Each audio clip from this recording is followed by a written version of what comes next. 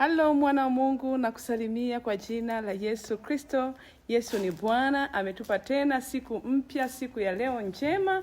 Bwana amekuwa mwaminifu sana. Ubarikiwe, hongera kwa mwezi wa 8, hongera kwa yote ambayo umeyafanya kwa utukufu wa Bwana. Haleluya, Yesu ni Bwana. Ninakupenda mwana wa Mungu, ninakutakia mwezi wa 8 ukae mwezi mkuu wenye kumjua Mungu. Lakini zaidi ya yote, achilia roho yako kwa Bwana. Achilia roho yako kwa Bwana. Unapoachilia roho yako kwa Bwana, roho yako inashiba. Roho yako inakuwa na uzima.